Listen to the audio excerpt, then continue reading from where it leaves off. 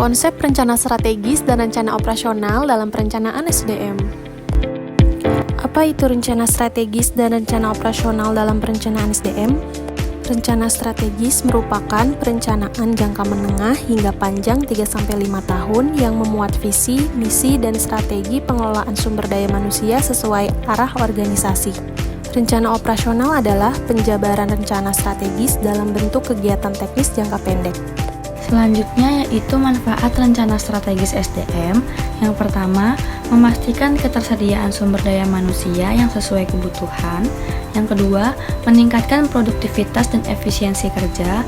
Yang ketiga, menyelaraskan strategi SDM dengan tujuan organisasi.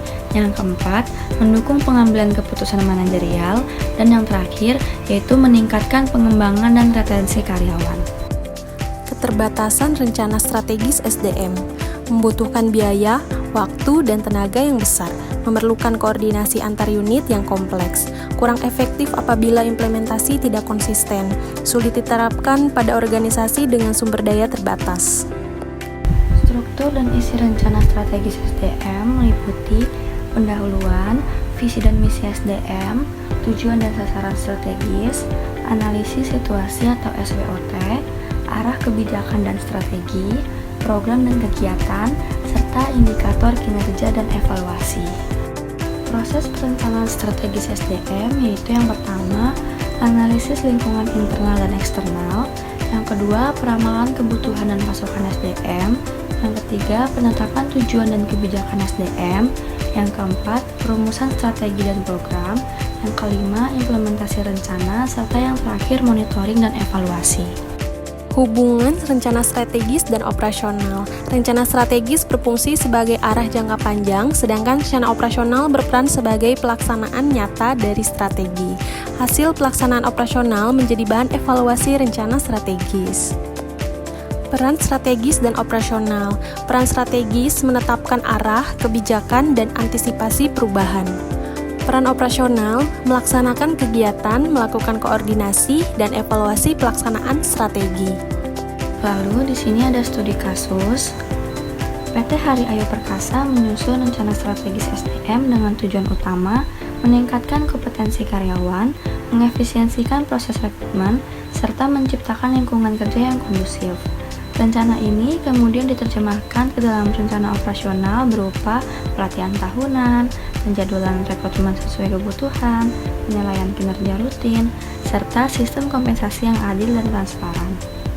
Hasil penelitian menunjukkan bahwa 73,8% kepuasan kerja karyawan dipengaruhi oleh efektivitas perencanaan strategis SDM, sehingga membuktikan pentingnya integrasi antara rencana strategis dan operasional dalam meningkatkan kualitas SDM sekaligus kinerja organisasi secara berkelanjutan. Ada beberapa latihan soal dan pembahasan yang bisa teman-teman pelajari. Yang pertama, jelaskan mengapa rencana strategis SDM sangat penting bagi keberlangsungan organisasi. Kedua, apa saja tujuan utama yang ingin dicapai melalui penerapan rencana strategis SDM dalam organisasi. Ketiga, sebutkan dan jelaskan tantangan umum yang sering dihadapi dalam implementasi rencana strategis SDM. Keempat, jelaskan perbedaan antara rencana strategis SDM dan rencana operasional SDM. Kelima, mengapa rencana strategis dan rencana operasional SDM harus berintegrasi dalam pengelolaan SDM. Pembahasan yang pertama, penerapan strategi dalam manajemen penting karena strategi membantu organisasi memiliki arah yang jelas dalam mencapai tujuan. Dengan adanya strategi, manajemen dapat bekerja lebih terencana, tidak hanya bereaksi terhadap masalah, serta mampu meminimalkan resiko dan memaksimalkan potensi yang dimiliki. 2. Tujuan manajemen strategi dalam kegiatan bisnis adalah mencapai tujuan jangka panjang secara efektif dan efisien. Manajemen strategis membantu organisasi tetap fokus pada arah yang telah ditetapkan serta mampu beradaptasi terhadap perubahan lingkungan agar tetap memiliki daya saing. Ketiga, tantangan dalam implementasi strategi meliputi kurangnya komunikasi yang jelas, resistensi dari karyawan terhadap perubahan, serta keterbatasan sumber daya. Selain itu, strategi sering tidak berjalan optimal karena lemahnya pelaksanaan dan pengawasan. Keempat, Perbedaan antara rencana strategis SDM dan rencana operasional SDM terletak pada jangka waktu dan fokusnya.